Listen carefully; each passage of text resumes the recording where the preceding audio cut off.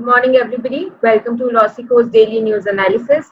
Today is 11 June 2020, and the topics that we'll be covering for today are: first, needed a transfusion of public healthcare system. Here we will talk about public healthcare system in India and how we can compare it with the private healthcare system. Secondly, the fault in our drafts. This talks about the recent amendment in Insolvency and Bankruptcy Code, and we will discuss what are the pros and cons of it. And thirdly, GM seeds, the debate and a sowing agitations. We will talk about genetically modified seed and crops here. Coming to our first article for today, public healthcare in India. Recently, a news channel conducted a sting operation. उन्होंने इसको sting operation का नाम दिया और उस sting operation में उस news channel ने यह बोला कि there are a lot of private hospitals in India who are charging excess fee to COVID-19 patients. तो उनके हॉस्पिटल में भी जो भी COVID-19 के पेशेंट्स आ रहे हैं उनसे जो फी चार्ज करनी चाहिए उससे ज्यादा चार्ज हो रही है. तो ऑथर ये बोलते हैं कि this is not something new. This is not new that private hospitals in India charge excessive fee for the treatment they provide. और इनफैक्ट ये क्वेश्चन पूछने की जगह है कि प्राइवेट हॉस्पिटल्स क्यों फीस ज्यादा चार्ज कर रहे हैं. The correct question that we should be asking today is कि इंडिया में प्राइवेट हॉस्पिटल्स पब्लिक हॉस्पिटल्स से ज्यादा क्यों है. अगर इसको मैं दूसरी तरह से पुट करूं तो हमें जो करेक्ट क्वेश्चन पूछना चाहिए वो यह होगा कि इंडिया जिसमें majority of the population poor section of the society को बिलोंग करती है, ऐसे देश में प्राइवेट हॉस्पिटल्स में ज्यादा बेड है और पब्लिक हॉस्पिटल्स में कम बेड्स है. ये जानते हुए भी कि majority of the population afford नहीं कर पाएगी वो प्राइवेट हॉस्पिटल्स, तब भी हमारा पब्लिक हेल्थ केयर सिस्टम में कम beds and कम facilities क्यों है? This is the correct question to ask. And here the author says that there are 19 lakh hospital beds, 95,000 ICU beds and 48,000 ventilators in India, and most of them are in limited to certain states. And public sector, as I said before, have much lesser beds and ventilators and all these facilities as compared to the private sector. So why is the private sector is dominating in the healthcare sector in India? तो author ने इसके लिए दो main reasons दिए हैं. पहला reason तो उन्होंने यह कहा है कि इंडिपेंडेंस के टाइम से ही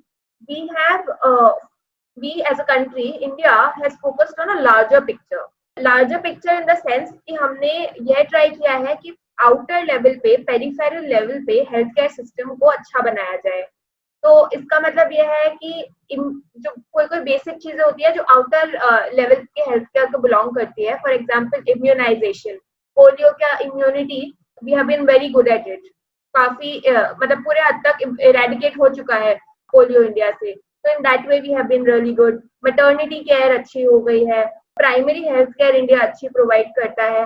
in fact common infections like tuberculosis से डील करने के लिए भी India has performed really well in certain indexes.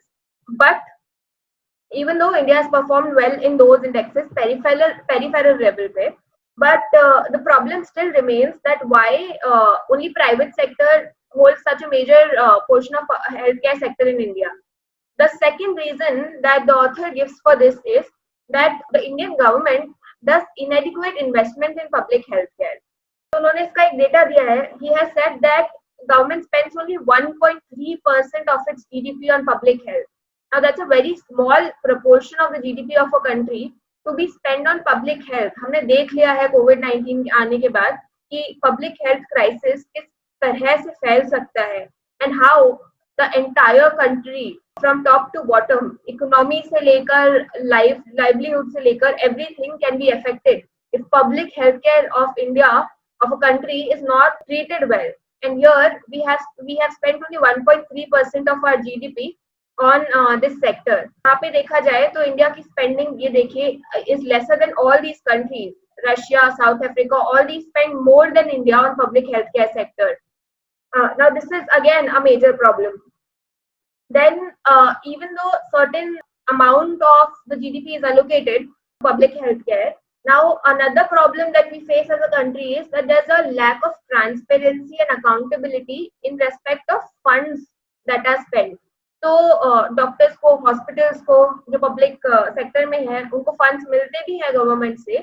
तो करप्शन तो is anyway a very big problem in a country. Now since transparency कम है, वो फंड्स का कहाँ पे कहाँ चले जाते हैं, अच्छी तरह से इफेक्टिवली स्पेंड नहीं होते। That is another major concern which leads to public healthcare crisis. Thirdly ये ऑथर ये भी बोलते हैं कि स्पेशलिस्ट जो है पब्लिक हेल्थ केयर में, फॉर एग्जांपल हमारे अगर गवर्नमेंट हॉस्पिटल्स में देखें, उसमें जो स्पेशलिस्ट है, for example surgeons and other specialist doctors, those should also be treated well in the sense that they need to be paid more, and they need to be provided more training in respect to their profession, जो कि हमारे public sector में, health care sector में हो नहीं पाता है. The reasons can be inadequate fund allocation or anything else. So all these things are there, all these factors are there, because of which private sector के जो beds हैं, जो facilities हैं, वो इंडिया में ज्यादा है than public healthcare system. And this whole जो हमने categorization बनाया है, it should be the other way around. Public sector में ज्यादा फैसिलिटीज प्रोवाइड करनी चाहिए गवर्नमेंट को, and private sector should come up only when the country lakhs. पर हमारे यहाँ पे उल्टा हो गया है. नाउ इससे होता क्या है, ये सारा ये inadequate distribution of our health care resources, इसकी वजह से ऑथर बोलते हैं कि हमारे जो हेल्थ केयर में हम 3 टाइप की कैटेगरीज बना सकते हैं.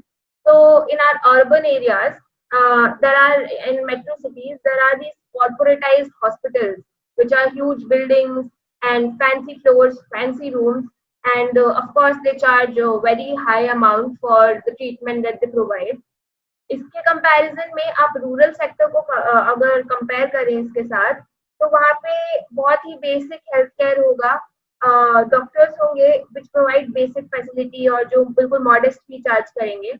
एंड वहाँ पे सिचुएशन इस तरह से चली जाती है that even though they are not expert, वो रूरल एरियाज में those doctors go on to claim expertise. मतलब अगर कोई सर्जन है भी नहीं, तो they go on to perform certain surgeries because of lack of facilities that are available in such areas. तो ये जो क्राइटेरिया क्रिएट हो गया है हमारे पब्लिक और प्राइवेट हेल्थ केयर सिस्टम में, और ये डाइकोटमी जो क्रिएट हो गई है, इसके वजह से अल्टीमेटली जो कंज्यूमर्स हैं हेल्थ केयर के, जो हमारे पेशेंट्स हैं, they are the ultimate sufferers. तो ये डिविजन क्रिएट होने से अल्टीमेटली जो स्पेंडिंग कैपेसिटी है लोगों की, उसके बेसिस पे डिवीजन बन गया है. So people who can spend more, जिनके पास ज्यादा अर्निंग जिनकी ज्यादा है, who have the ability to spend more, they can avail facilities of private sector, and people who cannot spend more, they go on to normal public sector hospitals, or even in the rural areas that I talk about, jahan pe people are not the doctors are not adequately trained because funds are not allocated properly. So the author says that this type of dichotomy has been created, which is problematic, and ideally public healthcare system should be strengthened. लेकिन अब हम इस pandemic situation में आ गए हैं, and what the need of the our is that private hospital should not go on profiteering. इस समय पे प्राइवेट हॉस्पिटल्स को प्रॉफिट मेकिंग में फोकस नहीं करना चाहिए, रादर उनकी तो सोशल रिस्पॉन्सिबिलिटी है कि उनके पास जितना भी रिसोर्सेज अवेलेबल है उससे वो ट्रीटमेंट मैक्सिमम एक्सटेंट तक प्रोवाइड करें, इवन दो उनको प्रॉफिट, अपने प्रॉफिट को फोरगो करना पड़े, तब भी वो मैक्सिमम एक्सटेंट तक ट्रीटमेंट प्रोवाइड करे as a social responsibility. And this is what the author as a whole talks about, that public healthcare in India and the government spending on healthcare in India definitely needs to be strengthened and improved in the light of COVID, the problem that we have seen. The second article for today talks about Insolvency and Bankruptcy Code of India. तो essentially जो article तो अभी recent जो हमने हमारी government ने change किया है आईबीसी में, सेक्शन 10 ने इंट्रोड्यूस किया है, उसके बारे में है. But before moving on to that, let me first summarise in a gist what IBC is. तो आईबीसी जो इंसॉल्वेंसी एंड बैंक्रप्सी कोड है, दिस वाज इंट्रोड्यूस्ड इन 2016. अब 2016 से पहले क्या होता था, अगर some there is a debtor and there is a creditor, और जो डेटर कंपनी है it is not able to pay its loan, तो उसको सिक कंपनी बोला जाता था. अब ये पूरा सिस्टम कंपनीज एक्ट के अंदर गवर्न होता था, जहाँ पे एक सिक कंपनी है हु इज अ डेटर जो अपना लोन पे नहीं कर पा रही है, तो फिर एक प्रोसेस स्टार्ट होगा, उस क्रेडिटर स्टार्ट करेगा ये पूरा प्रोसीजर, और उसमें उसका मनी रिकवर करने का तरीका निकाला जाएगा from the sick company. But इसके साथ जो कंपनीज एक्ट के अंदर ये प्रोसीजर था, इसके साथ प्रॉब्लम्स ये थी that it was a very complicated procedure, और कॉम्प्लिकेटेड होने की वजह से काफी लंबे दौर तक ये खिंच जाता था. अब ये कंपनीज एक्ट के अंदर ये जो प्रोसीजर चलता था, इसे डेटर्स पैराडाइज भी बोल देते थे. क्यों? क्योंकि इतना लंबा खिंच जाता था बट अल्टीमेटली जो पैसा है, जो लोन है, वो वापस मिलने के चांसेस creditors भूल ही जाते थे. I mean, it was such a long and cumbersome, hectic procedure. So to do away with this and to simplify the procedure of recovery of loans, IBC was introduced in 2016. अब IBC ने essentially क्या किया, ये पूरा method simplify कर दिया. It provided a method to this whole madness of recovering money, and institutionalized way में there were certain categories were introduced, जैसे कि रिजोल्यूशन प्रोफेशनल्स नाम के लोग आ गए थे इस पूरे प्रोसीजर में. कमिटी ऑफ क्रेडिटर्स बनाई जाने लगी, तो काफी सिस्टमैटिक हो गया मनी रिकवर करने का procedure.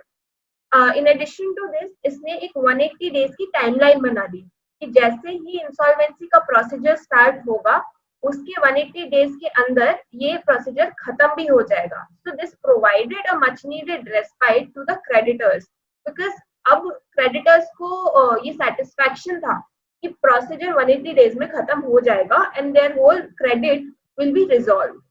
So this whole system was introduced by IBC in 2016. अब आया हमारा amendment which is introduced on May 5th by our finance minister, by the government of India. This introduces section 10A in the IBC. तो इसका main purpose जो बोला गया है वो ये है कि लॉकडाउन होने के कारण बिजनेसेस तो बंद हो ही गए थे, बिकॉज कंप्लीटली शट डाउन हो गए थे सारे businesses. Nobody was allowed to work, and हो सकता था because so many businesses were shut down, that certain businesses would be pushed into insolvency. अब shut down हो गए थे, they would not be able to pay back their loans, जिसकी वजह से वो इंसॉल्वेंसी में पुश हो जाते. तो इस सिचुएशन को अवॉइड करने के लिए सेक्शन 10A लाया गया. लेकिन यहाँ पर मूव करने से पहले let's first understand one thing कि फाइनेंशियल जो सिचुएशन थी हमारे देश की, वो लॉकडाउन से पहले, कोविड से पहले भी काफी स्ट्रॉन्ग नहीं थी. In fact, economy was performing quite bad, and we were all concerned with it.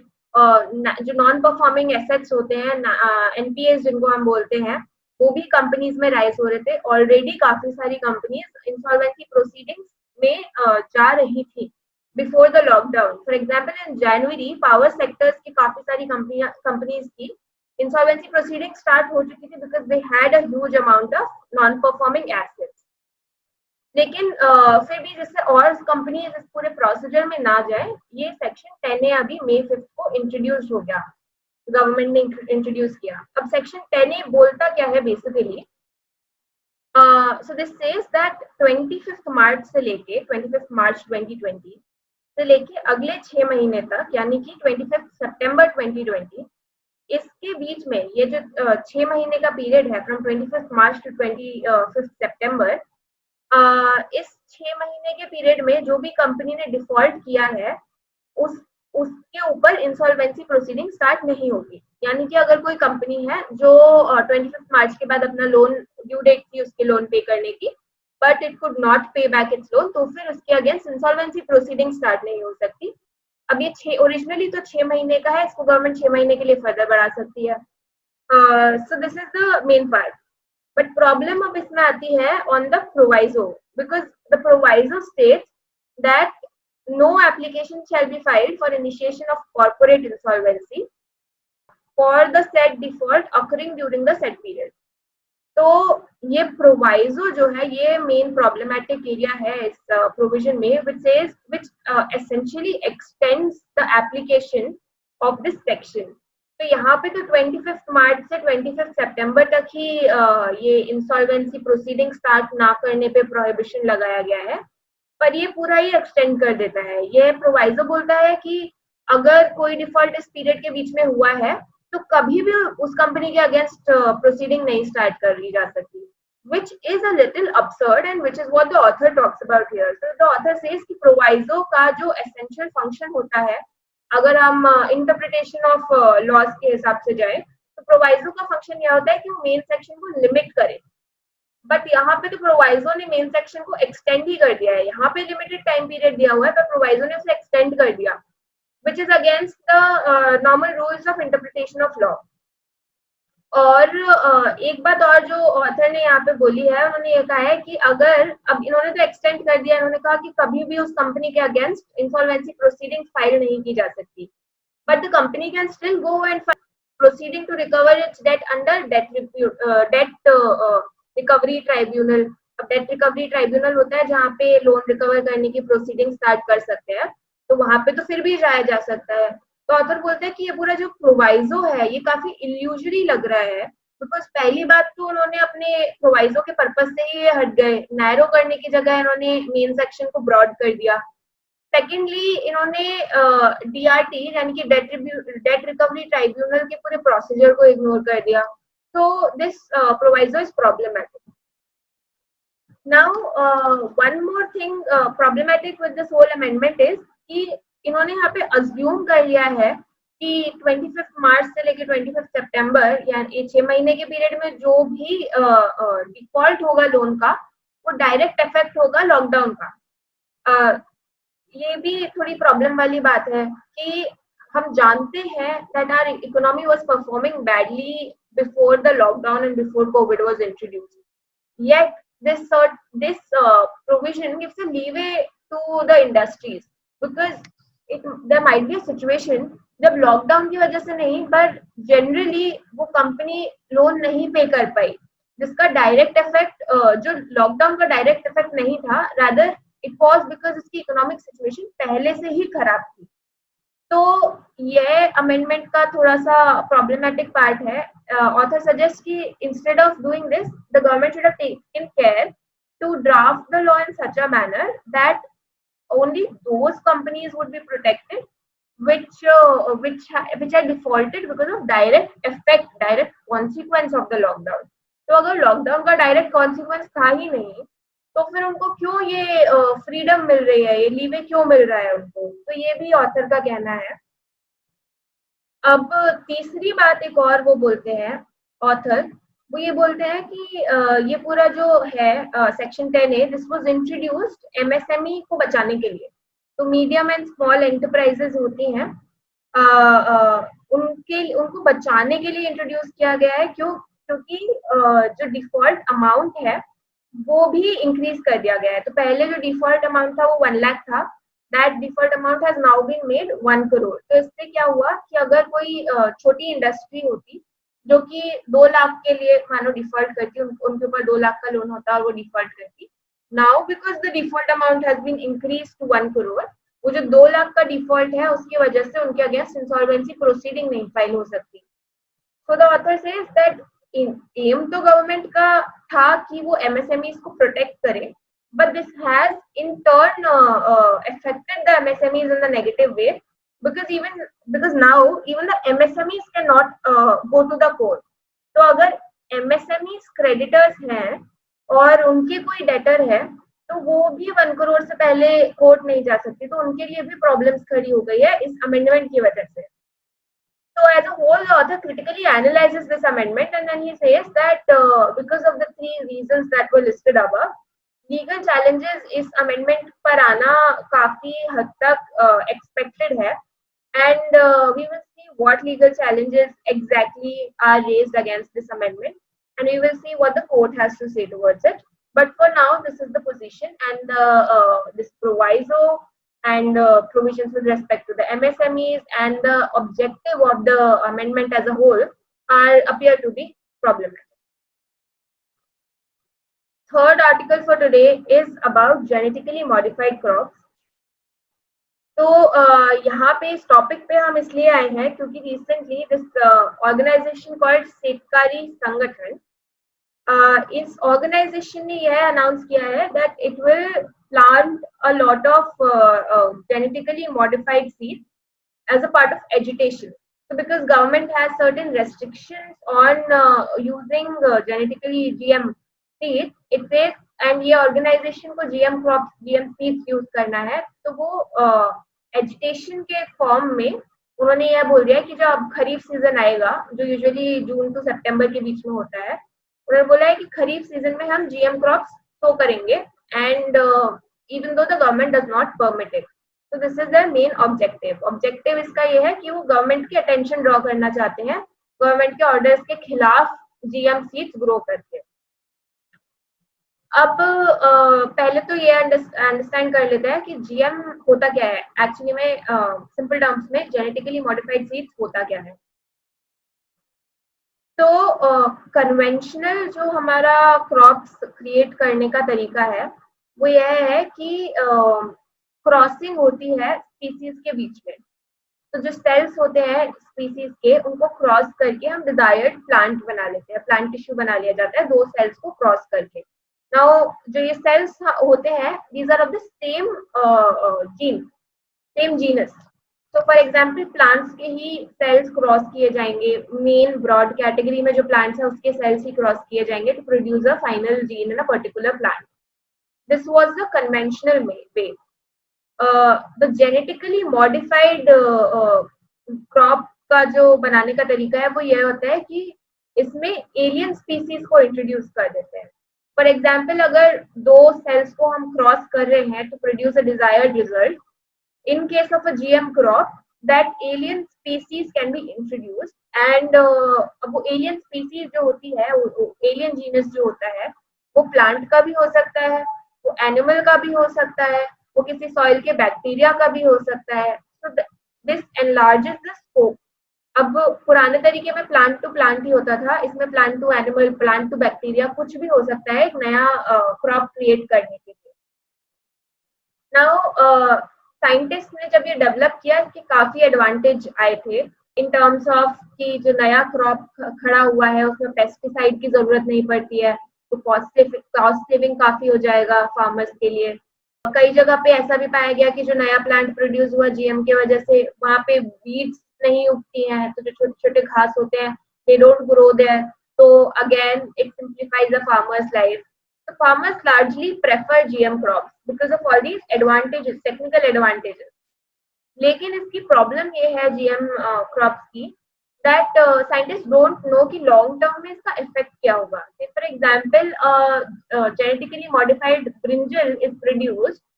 अब वो प्रोड्यूस हुआ है तो अल्टीमेटली वो कंज्यूमर के पास भी जाएगा, people will cook it and people will eat it. So we don't know what the long term effect on a human body will be if it is used for a consistently long period of time. इसीलिए GM crops अभी universally commercial use के लिए allowed नहीं है. मतलब farmers से कोई कोई GM क्रॉप अलाउड है, but largely on a larger scale they are not allowed, क्योंकि इसके हेल्थ इफेक्ट्स हमें पता नहीं है. तो इंडिया में जो ये इस सिस्टम को गवर्न करता है, रेगुलेटरी बॉडी जो है इसकी, it's called genetic engineering appraisal committee.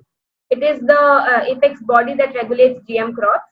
अब इन्होंने बीटी कॉटन नाम का जो GM क्रॉप है ये तो अलाउड कर दिया है. तो बीटी कॉटन इंडिया के कम से कम 95% जो कॉटन है, it is BT cotton, it is the GM seeds का cotton. But there are other crops like HT BT cotton भी आता है, then there's BT brinjal, there's mustard. All these are not allowed to be produced mainly because of the effect. उनका effect नहीं पता है, इसलिए major of the crops are not allowed. Only BT cotton is allowed. ऐसा होने के बावजूद भी अनअप्रूव्ड वे में फार्मर्स इसे ग्रो कर लेते हैं. तो फॉर एग्जांपल हरियाणा में थोड़े साल पहले रिपोर्ट आई थी कि काफी majority of the farmers are using BT brinjal. Then last year Maharashtra में भी काफी फार्मर्स में एजिटेशन हुआ था क्योंकि उन्होंने वहां पे भी HT BT जो कॉटन है जो परमिटेड नहीं है वो ग्रो कर लिया था. इसके रेपरकशंस है. The law says that 5 years तक का आपको इम्प्रिजन मिल सकता है, 1 लाख तक का आपको फाइन हो सकता है एनवायरमेंट प्रोटेक्शन एक्ट के अंदर। तो अगर फार्मर्स लॉ को कॉन्ट्रीवीन करेंगे तो उनके लिए प्रोविजंस है उनसे डील करने के लिए लॉ में, but still because of the advantages that it provides to farmers, they prefer to grow genetically modified crop. And यही अभी हो रहा है। This is what the Shetkari Sangathan has announced. They have said that they will grow these crops to agitate against the government and to tell them कि allowed करो हमें GM crops को grow करना। तो अभी इसका इफेक्ट क्या होता है and what actually happens in this whole scenario, how does the agitation go, we'll see in the coming days. But understanding what GM crops are and what are the legal position and what are the repercussions of this is important. तो ये जो आने वाला education है इस पे हम ध्यान देंगे एंड वी विल सी कि इससे गवर्नमेंट किस तरह से रिएक्ट करती है। The quiz question for today is, which section of Insolvency and Bankruptcy Code has been introduced by way of an ordinance in 2020? Section 10, Section 10A, Section 35, Section 35A. Take your time and answer. Thank you.